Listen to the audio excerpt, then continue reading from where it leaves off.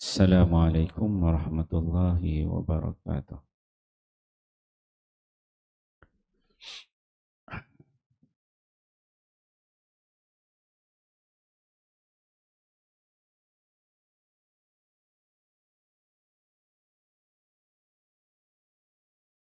Ilmu dan zikir, kelebihan Al-Quran. Hadis ke-49. An Ma'qil bin Yasar radhiyallahu anhu anna Rasulullah sallallahu alaihi wasallam qala Al-Baqaratu sanamul Qur'ani wa zurwatuhu wa nazala ma'a kulli ayatin minha samanuna malakan wastukhrijat Allahu la ilaha illa huwal hayyul qayyum min tahtil arshi fawusilat bi suratil baqarah wa yasin qalbul qur'ani la yaqra'uha rajulun yuridullaha tabaraka wa ta'ala wa daral akhirah illa ghufira lahu wa qara'uha ala mautakum. Rawahu Ahmad.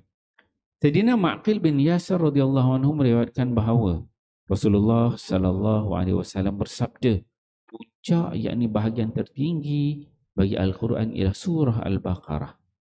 Sebanyak 80 malaikat turun bersama setiap ayatnya. Ayat kursi telah dikeluarkan daripada bahagian bawah arash.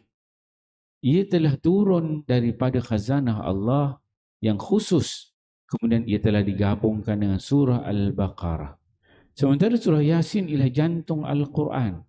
Sesiapa yang membaca surah Yasin untuk keredaan dan untuk akhirat, maka pasti dia akan diampunkan.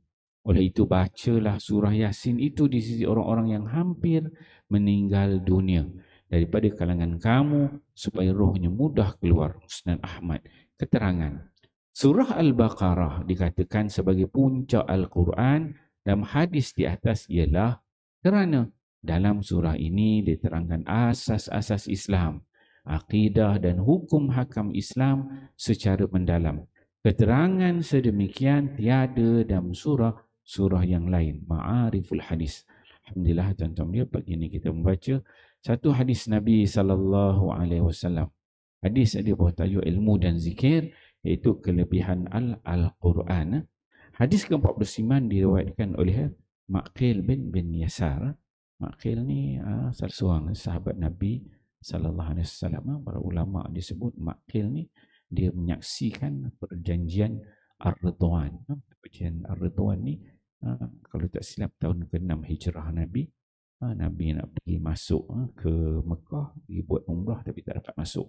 Maka buat perjanjian Ridwan semua sangkut dekat Hudaibiyah. Maka Ma'qil ketika itu dia telah Islam. Dia menyaksikan perjanjian Ridwan. Dan Ma'qil ni para ulama kata dia ni menjadi amir, gubernur di Basrah ketika mana zaman pemerintahan Umar Al-Khattab. Dan ada satu sungai dekat Basrah tu atas nama dia Ma'qil bin Yasar. Sayyidina Umar suruh buat sungai, korek buat sungai dekat Basrah tu, dan orang nisbahkan sungai itu sebagai sungai Ma'qil bin Yasar. Okay. Dalam hadis ini dia menyebutkan bahawa Nabi SAW bersabda, kata Nabi kata surah Al-Baqarah sanamul Quran. Al-Baqarah ni adalah puncak segala puncak daripada Quran. Maksudnya kalau kita tengok ada bukit, ada gunung kan, ada tepi dia naik ke atas, bukit naik turun, rendah mendatar, maka tempat yang paling tinggi sekali dia kata sebagai puncak. Maka Quran tu kalau nak tengok paling tinggi sekali level dia, dia ada di puncaknya. Maka Quran, sanam Quran itu, puncak Quran itu ialah surah Al-Baqarah. Dia kata okay. Kemudian kata Nabi, nazala ma'a kulli ayatin minha samanuna malakan. Kata Nabi, malaikat sebanyak 80 malaikat akan turun bagi setiap ayat dalam surah Al-Baqarah. Ini kelebihan surah Al-Baqarah. Setiap ayat yang turun itu bersama dengan 80 malaikat. Kita tahu Quran itu diletakkan di langit dunia. Di langit dunia, langit yang ketujuh, Baitul Izzah. sebut langit ke dunia, disimpan dekat situ, kemudian diturunkan sikit-sikit. Dan setiap ayat yang turun itu bersama dengan 80 malaikat. Kalau surah Al-Baqarah itu lebih dia. Yang mengiringi ayat itu turun. Itu satu. Kemudian kata Nabi, wastukhrijat. Yang kedua, tadi surah Al-Baqarah secara umum. Kemudian dia pergi mendalam sikit. Dan kata Nabi, wastukhrijat Allahu la ilaha illa huwal hayyul qayyum. Ayat kursi. Ayat kursi ini dalam surah Al-Baqarah. Dia kata. Dan ayat kursi ini, kata Nabi, dia diturunkan daripada satu bahagian yang khusus di bawah arash Allah Subhanahu Wa Taala, min tahtil arsy. Memanglah di langit yang ketujuh itu. Kemudian fawusilat bi suratil Baqarah. Maka ayat kursi ini dia khusus. Dia level dia tinggi sikit, dia khusus, dan bila dia tu dibawa turun, maka dia disatukan dengan surah Al-Baqarah, menjadi dia itu ayat kursi ini sebahagian daripada surah Al-Baqarah. Kemudian kata Nabi, wa Yasin. Kita habis surah Baqarah, ke surah Yasin pula. Wa Yasin, dan surah Yasin ini kata Nabi, qalbul Quran, jantung kepada Al-Quran. Yasin jantung kepada Al-Quran. La yaqra'uha, tidak ada seorang lelaki yang membaca surah Yasin ini, kata Nabi, yang mana dia membaca itu ada dua syarat, kata Nabi. Dia membaca itu kerana yuridullah, ikhlas kepada Allah Subhanahu Wa Taala. Surah Yasin dibaca yang pertama.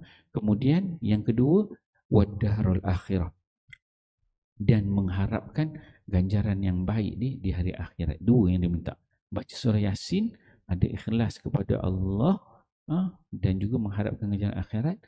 Kata Nabi, illa ghufira lahu, melainkan dia ni tidak lain dan tidak bukan pasti Allah akan ampunkan dosa-dosa dia. Kemudian kata Nabi, iqra'uha, dan surah Yasin ni Nabi pesan, iqra'uha la mautakum. Kamu bacakan surah Yasin ni bagi orang yang nak mati.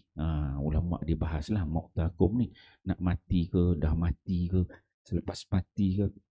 Tapi memang ada, dia tulis sendiri riwayat Ahmad. Macam hadis yang menceritakan tentang fadail, kelebihan surah-surah tambah qalbul Quran. Hadis ni pun bersifat dhaif, bersifat dhaif. Tapi untuk kelebihan fadail kita ambil, tak ada masalah. InsyaAllah tuan-tuan mulia, bila kita baca hadis ni, moga-moga kita dapat lebih memahami. Bila baca surah Baqarah tu terasa, ini surah yang 80 malaikat turun sekali tiap-tiap ayat kita baca. Kita baca je alif lam mim, satu ayat kan, 80 malaikat tu pun zahirkan kita pula bihudan lil muttaqin. Setiap punya hebatnya, 80 malaikat tu setiap ayat itu. Hebatnya. Moga-moga kita memahami, amal dan sampaikan. Wallahu a'lam. Subhanallah. Wal asr. Lillazina amanu. Sallallahu ala Muhammad. Sallallahu alaihi wasallam. Sallallahu ala Muhammad.